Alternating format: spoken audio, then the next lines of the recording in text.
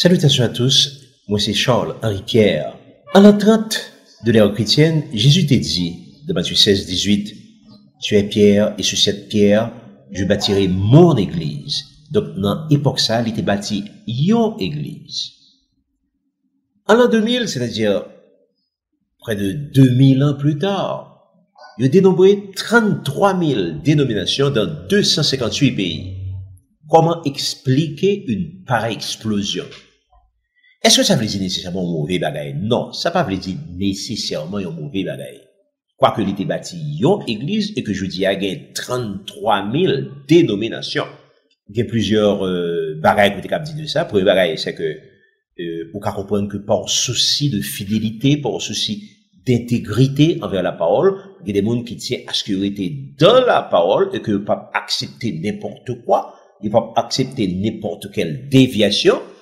Or, voilà que, au fil des temps, tu as un certain nombre de choses qui t'est arrivé au niveau de l'Église. Tu as l'action des grands empires universels, les grandes hérésies, les grandes déviations.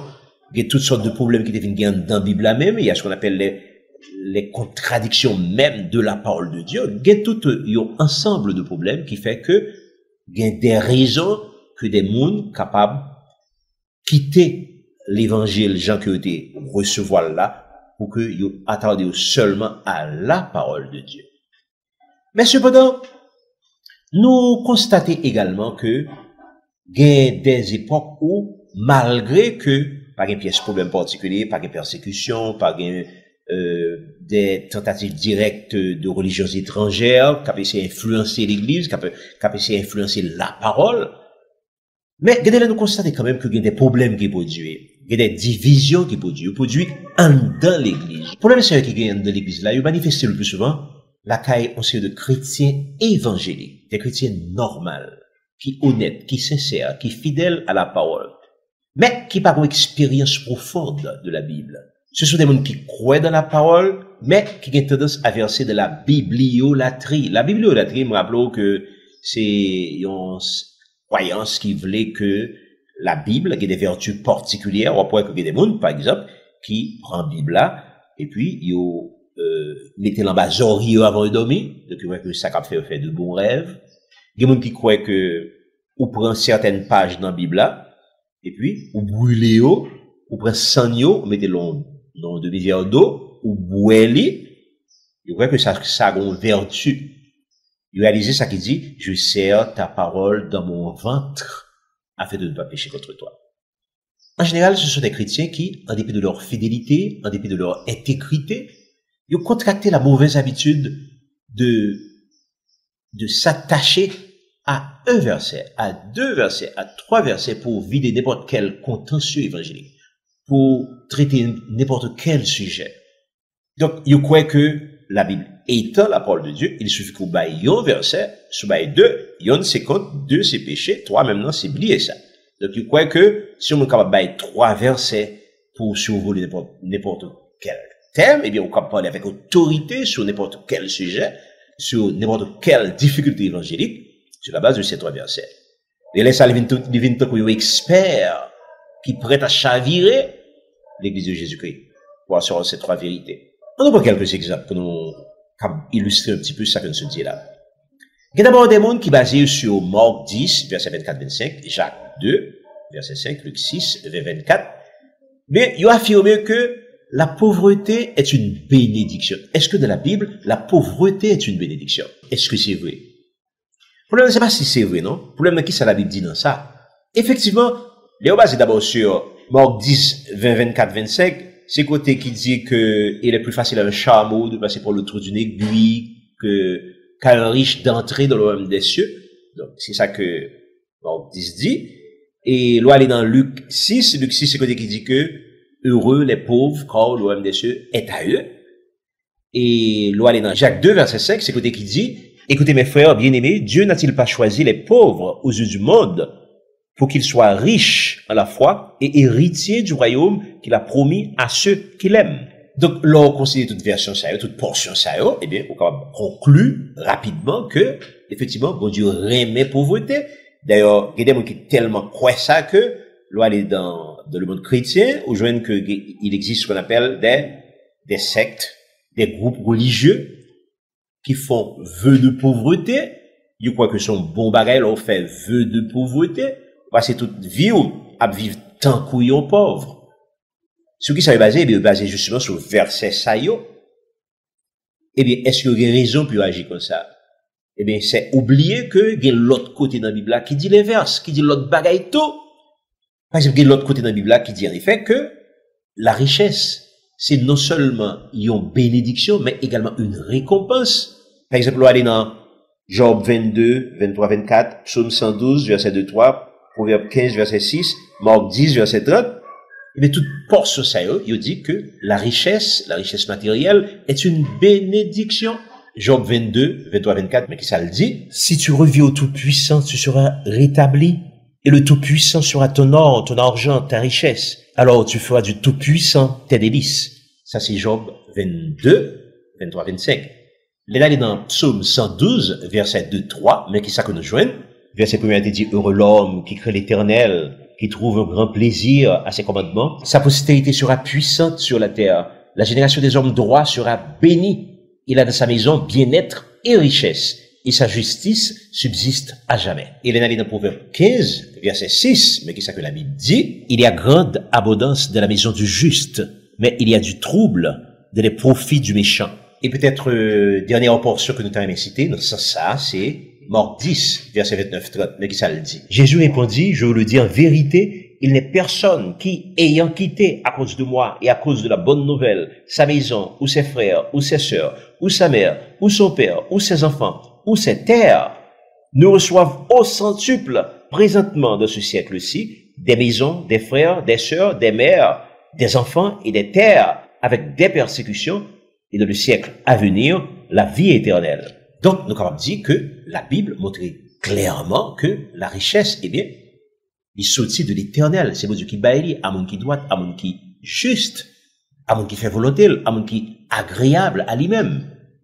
Donc, on ne va pas dire que ça que c'est la pauvreté seulement qui est droit de citer. On ne va pas faire promotion pour la pauvreté seulement. Donc, ça, c'est un exemple qui montre que au monde pas capable de chita sur 3 ou 4 versets pour fonder, pour fabriquer une théologie. Et pour vous le monter comme l'unique façon de voir les choses. Il est vrai que, il y a des côtés dans la Bible, là, tout, que nous joignons que la richesse matérielle est une malédiction. Oui, ça existe également. La richesse matérielle est une malédiction dans la Bible. Par exemple, si vous allez dans Marc 6, 19, 21, Luc 6, 20, 24, Luc 12, 21, Jacques 5, 1, 3, et bien tout pour ça veut dire même bagaille là, à savoir que la richesse, son problème des fois que ça est. Donc maintenant, comment pour nous comprendre thème ça, sujet ça, eh bien, les fonctions de contexte là, c'est contexte ça qui va le dire toute bagaille. C'est contexte ça qui va le dire qu'il est que bon Dieu d'accord avec la pauvreté pour le monde, qu'il est que bon Dieu d'accord avec la richesse pour le monde, et qu'il est que bon Dieu pas voué ni pauvreté ni richesse pour un troisième type de monde. Dans la Bible, il y a des exemples de monde qui pauvres, mais que bon Dieu aimait. L'exemple qui classique là, c'est l'exemple de Élie le Tishbite. Élie pas jamais mettre un bon radio, Élie pas jamais mettre un bon père soulier dans pied. Élie passait tout le temps là vivre dans le désert, dans des endroits qui vraiment arides, qui pas de bon bagage là-dedans. Toute belle bagage qu'on a besoin dans le monde, Élie pas ouais, du tout. Il nourrit seulement de miel sauvage. Il pas jamais manger aussi de bon bagage qu'on a mangé, je dis. Mais pourtant, bon Dieu était tellement aimé Élie que il prend tout vivant, Élie pas même passé par la mort. Et nous songez que go époque, qui une famine en Israël, bon Dieu dit Élie al caillon veuve et puis c'est là que m'a c'est manger pour ces veuves là qui parlent bon manger. Et bien nous avons pensé que bon Dieu t'a pas envoyé Élie dans restaurant 4 étoiles, un restaurant 5 étoiles etc. Donc on gros côté pour le manger à satiété toute bon bagage qui existait. Mais les rives qui veuve là, qui ça le déjoigne?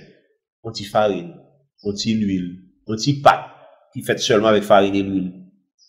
Veuve là, pas même gain assez pour Élie, il a suffisamment pour lui-même avec un petit petit de la caïlia.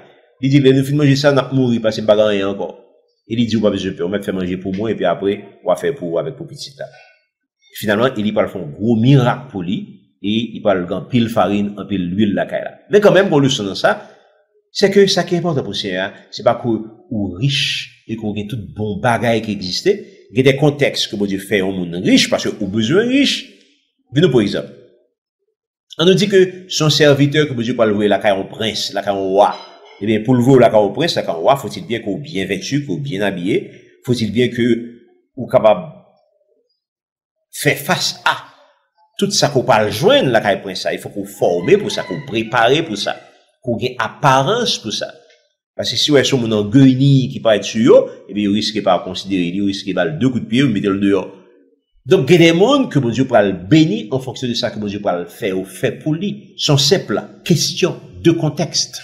Donc, il y a des contextes qui voulaient que mon Dieu pas tellement attaché sur l'aspect de pauvreté, il n'est pas sa importance, il y a des pas richesse l'importance tout, il y a des l'autre époque tout, et bien, il n'est pas fait mon ni riche, ni pauvre.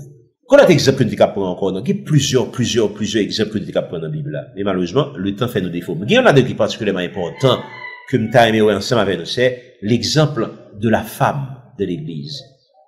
Comment chrétien t'a doué le ministère de la femme de l'Église? Question. Est-ce qu'on fille capable de diriger une grande assemblée? Est-ce qu'on fille capable de diriger une méga church, par exemple? Est-ce qu'on fille capable de surintendant dans une grande dénomination? Est-ce qu'on fille capable d'occuper fonction ça? Là, nous commençons à voir que ça commence à avoir un problème. Il y a des gens qui étaient chita, ou commencent à dire sur l'autre façon. Il y a des gens qui mordicus, se disent non, c'est pas possible. Il y a des gens qui disent oui, c'est possible, dans certaines circonstances. Il y a qui disent c'est pas possible du tout. Que dit la Bible à ce sujet? Eh bien, ça, c'est un sujet, justement, c'est un thème que l'on commence à explorer. Qui ça la Bible dit dans ça? Vous jouez des choses énormes.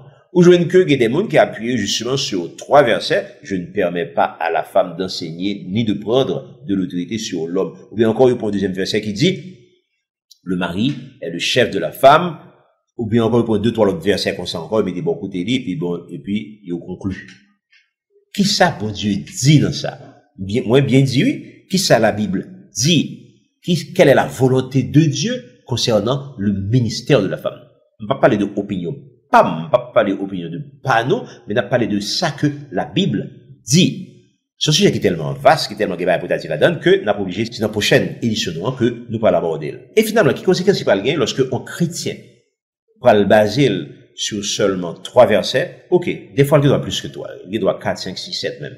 Mais en règle générale, en moyenne, qui conséquence qui parle lorsque un chrétien il va le baser sur seulement 3 versets pour bâtir en théologie, pour traiter un sujet, pour vider, je ne t'ai dit tout à l'heure, n'importe quel contentieux, n'importe quel problème que l'on côté, il va le résoudre avec seulement 2, 3 ou 4 versets. Qui conséquence que ça va le gagner? Pour capable de de conséquences qui va le gagner, essayez d'imaginer, il y a un moniteur à l'école du dimanche, il y a un évangéliste, il y a un pasteur, il y a un enseignant, qui va le baser sur seulement 3 versets pour traiter n'importe quel sujet. Imaginez l'horreur lorsque même portion ça que nous examiner sur 3 versets, lorsque on l'autre chrétien, moins paresseux, va l'examiner même problème non à la lumière de toute la Bible. Vous parlez que vous parlez 2 trouvailles radicalement différentes parfois, et ça va provoquer des incompréhensions, des oppositions, des explosions même, qui lorsque persistaient, eh bien, vous parlez conduire à la division, l'éclatement de l'Église, de la dénomination, de la mission. Pour qui ça? Parce que des chrétiens pas réussi à entendre sur des portions de la Bible, parce que Guillaume là qui est seulement sur 2, 3 ou 4 versets, et un deuxième groupe qui est à la lumière de toute la Bible. Il est donc important pour nous éviter ce genre de situation, eh bien, il est important pour nous entendre qui ça c'est dit dans ça, dans plusieurs portions, par exemple dans Jean 17, il dit que tous soient un.